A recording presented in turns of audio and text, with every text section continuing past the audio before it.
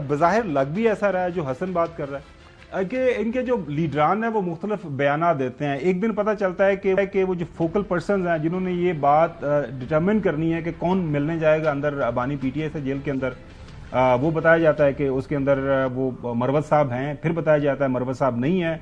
और पिछले दिनों एक इनका नोटिफिकेशन हमारे सामने आया, सेक्रेटरी रऊफ साहब जो है इंफॉर्मेशन इनके ये वही पॉलिसी मेकिंग के ऊपर बयान देंगे। उन्होंने फरमाया जनाब आला ये बिल्कुल ये नाम शामिल नहीं है। क्या फरमाया सुनिए।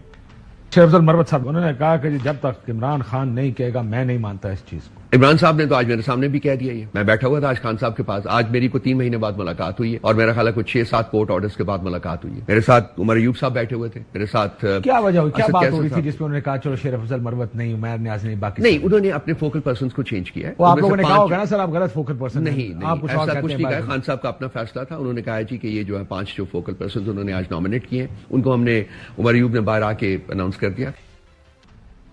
उसके बाद बैरिस्टर गोहर साहब से महर अब्बासी साहिबा ने पूछा कि जनाब आला ये क्या लड़ाई झगड़ा चल रहा है, मरवत साहब फोकल पर्सन हैं या नहीं है, उनका जवाब भी सुन लें।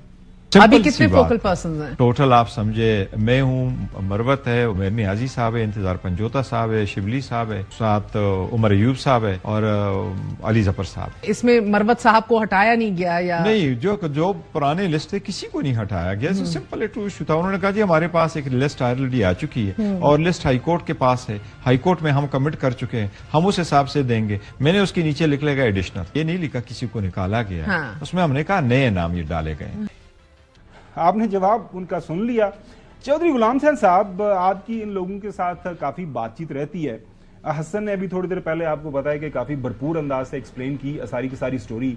आपके पास क्या इंफॉर्मेशन है? वाकई पाकिस्तान तहरीक-ए-इंसाफ के अंदर ये टूट फूट है, ग्रुप बंदी है? बज़ाहिर लग तो रहा है क्योंकि हम रोजाना देखते हैं लोग जाते हैं, वकला जाते हैं तो बाहर आके एक मुख्तलिफ प्रेस कॉन्फ्रेंस होती है, उसके बाद इनके वो लोग जो सियासी हैं वो जाते हैं तो वो आके अपना नजरिया बाहर आके रख देते हैं, जलसा होगा जलसा नहीं होगा।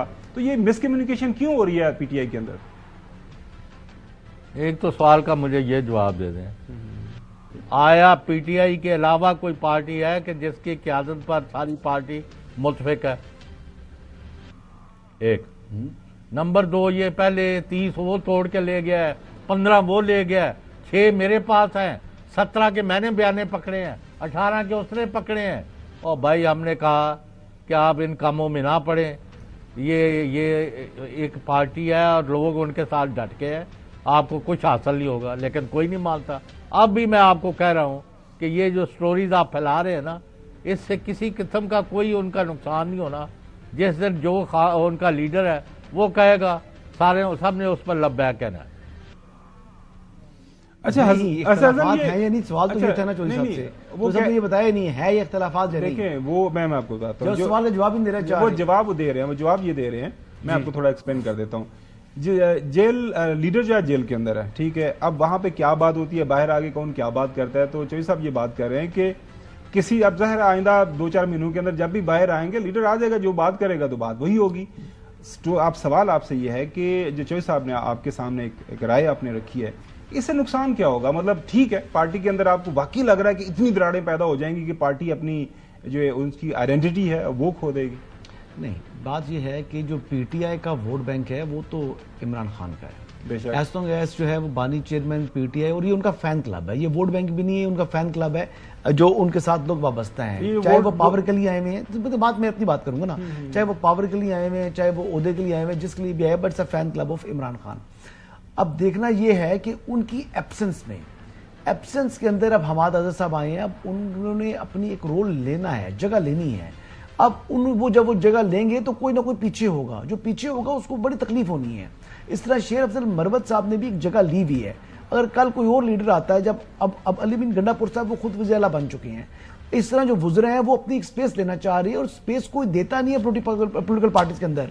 बड़ी तकलीफ होती है। आपको बताऊं कि जो मुखालफत, यानी अगर पीटीआई और मुस्लिम लीग नवाज वाले बंदे की जो है आपस में मुखालफत कम होगी सियासी, विद इन जमात जो मुखालफत होती है उससे पक्की मुखालफत कोई नहीं होती, चाहे वो मुस्लिम लीग नवाज के अंदर है, चाहे वो जमात इस्लामी के अंदर है, चाहे वो किसी और सियासी जमात के अंदर है, इवन कि पीपल्स पार्टी के अंदर भी विद इन पार्टी जो इख्तिलाफात होते हैं बड़े संगीन होते हैं, ये बात याद रखिएगा। अच्छा नकवी साहब, एक आरा ये है कि किसी भी पार्टी के अंदर इस तरह की जब जो विद इन पार्टी ग्रुपबंदी होती है, एक दूसरे के खिलाफ तनकीद होती है, पार्टी के अंदर अपने आप को ज्यादा लॉयल जो है वो बनाने की कोशिश की जाती है, तो ये एक हेल्दी कल्चर है। लेकिन रहते सारे पार्टी के अंदर हैं, एज लॉन्ग एज वो कोई ये नहीं है कि जी कोई नवाज शरीफ के खिलाफ जो अलम बगावत बुलंद कर दे, या पीपल्स पार्टी के अंदर कोई जो है बिलावल भुट्टो जरदारी की हैसियत को चैलेंज कर दे, पार्टी के अंदर होता रहे तो ये अच्छी बात है।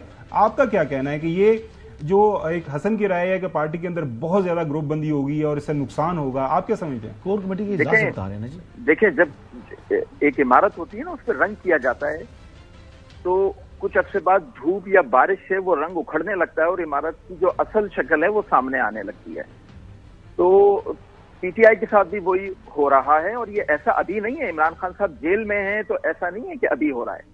जब इमरान खान साहब वजीर आजम पाकिस्तान थे तब भी पीटीआई में ग्रुप बंदी ऐसे ही थी, धड़ल्ले बंदी ऐसे ही थी। जहांगीर तरीन साहब छोड़ के चले गए ना, अलीम खान साहब छोड़ के चले गए ना, आजम खान साहब पे मुसलसल इल्जामात लगते रहे ना कि ये वजीर आजम पाकिस्तान है, और ये किसी पीटीआई के उन कारकुनों को, नजरियाती कारकुनों को ना आगे आने देते हैं ना उनका काम करने देते हैं।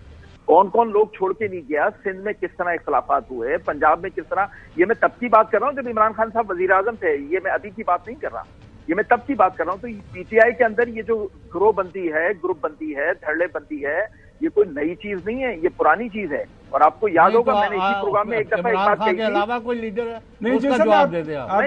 नहीं, इमरान खान जाहिर है पार्टी का सरबराह है, वो लीडर है, लेकिन पीपल्स पार्टी में भी जो लीडर है, आपको पता है चेयरमैन कौन है पार्टी का जिसका आखिरी हुक्म चलता है? मुस्लिम लीग नून में पार्टी का सरबराह कौन है जिसका आखिरी हुक्म चलता है? हर जगह ऐसे ही होता है। ये कोई नई बात तो नहीं है कि इमरान खान लीडर है तो कोई बहुत अनहोनी पीटीआई के अंदर हो रही है। हर पार्टी में एक सरबराह होता है, वो पीटीआई में, पीपल्स पार्टी में भी है, मुस्लिम लीग नून में भी है। आपको याद होगा मैंने इसी प्रोग्राम में एक बात की थी खावर भाई, कि इमरान खान साहब से जो लोग मिलकर आते हैं, वो बाहर जो मीडिया टॉक कर रहे होते हैं, क्या वो वाकई वही बातें होती हैं जो इमरान खान साहब ने की होती हैं?